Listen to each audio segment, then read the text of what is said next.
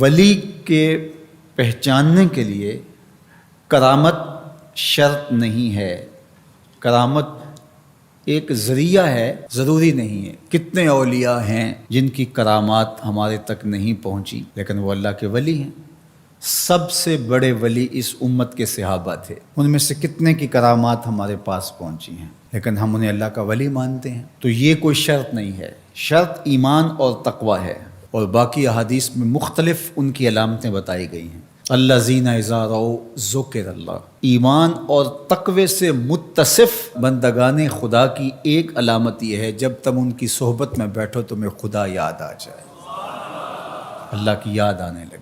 تو کرامت معیار ولایت نہیں ہے اور شرط ولایت بھی نہیں ہے۔ تھوک کے حساب سے مارکیٹ میں بہت سارے لوگوں کی جعلی کرامات موجود ہیں، تو اولیاء کے لیے ہم عقیدت اور محبت کے جذبات رکھتے ہیں تو پھر مارکیٹ میں 2 نمبر بھی اس کا آئے گا۔ اور ہمیں پتہ ہے غذائی اجناس سے لے کر کے ادویات تک اور دیگر ضروریات زندگی تک کہ اصل کیا ہے اور نقل کیا ہے، تو ہمیں اس میں بھی غور و فکر کرنا چاہیے کہ اصل کیا ہے اور نقل کیا ہے، نہ یہ کہ ہم چند بدطینت لوگوں کی وجہ سے حقیقت کا انکار کر دیں۔ تو آج بھی کچھ لوگ ہیں جو کہتے ہیں جی چھوڑو، ہم نہیں مانتے کرامتوں شرامتوں کو، اس طرح کے لفظ بولتے ہیں، جبکہ کرامت کا من حیث الکرامت انکار کفر ہے۔ اگر کوئی کہے میں کرامت کو ہی نہیں مانتا تو یہ کفر ہے۔ وہ کرامتیں جن کا بیان قرآن مجید میں موجود ہے، جس طرح آصف بن برخیہ کا تخت بلقیس لانا، حضرت مریم سلام اللہ علیہا کے حجرے میں بے موسم پھلوں کا آنا، اصحاب کہف کا 300 سے زائد سال کا عرصہ سوئے رہنا کھائے پیے بغیر، اور رب ان کی کروٹیں بھی بدلتا رہا، یہ قرآن میں مذکور ہے۔ تو اس کا انکار بھی کفر ہے، قرآن کا انکار لازم آتا ہے۔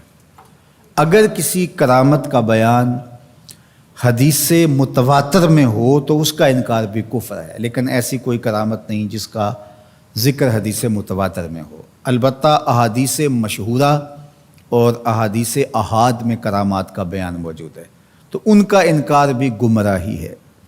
جس طرح وہ 3 لوگ جو غار میں پھنس گئے تھے، انہوں نے پھر دعائیں کی اور پتھر ہٹا۔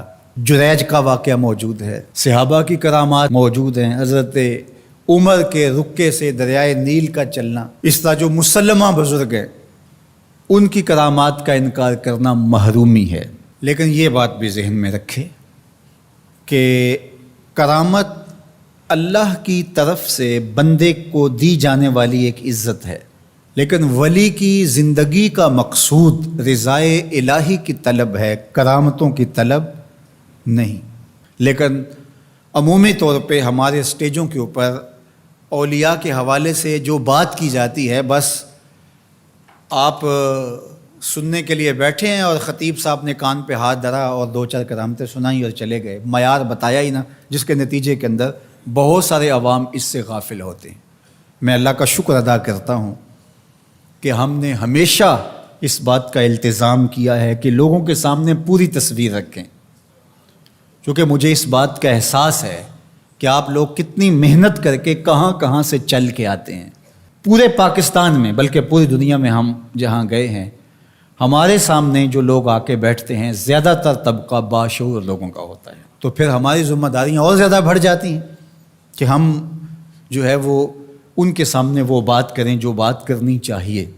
اس منبر سے آپ کو وہ چیز نہیں ملے گی جو عوام کی ڈیمانڈ ہوگی، وہ چیز ملے گی جو عوام کی حقیقی ضرورت ہوگی۔ اس پر میں بھی اللہ کا شکر ادا کرتا ہوں، اس پر آپ کو بھی اللہ کا شکر ادا کرنا چاہیے، اور نہ یہ کہ کچھ 2 نمبر لوگوں کے رد عمل میں ہم حقیقت کا انکار کر دیں، جس طرح معتزلہ کر رہے ہیں، اور ایک طبقہ وہ ہے جو رتب و یابس کو قبول کر رہا ہے، اور آپ نے ایسے شخص، ایسے لوگ کہ جو اچھے انسان بھی نہیں ہیں، لوگوں کو دیکھا ہے کہ ان کو ولی مان رہے ہیں اور ان سے اپنی حاجتیں طلب کر رہے ہیں، ان کو ہادی مان رہے ہیں، مرشد مان رہے ہیں۔ وہ شخص جو خود آشنا بھی نہیں ہے، وہ تمہیں منزل آشنا کیسے کرے گا؟ میں کتنے لوگوں کو جانتا ہوں جن کو فہم دین ہی میسر نہیں ہے. یہ میں ان لوگوں کی بات نہیں کر رہا جو منہ دراز ہیں اور بالکل ننگ دھڑنگ ہیں، ان کی بات نہیں کر رہا. جو بظاہر حلیے میں بھی ہیں ان کا فہم دینی ناقص ہے. کتنے ایسے علماء کو جانتا ہوں ان کی توحید کا تصور ناقص ہے.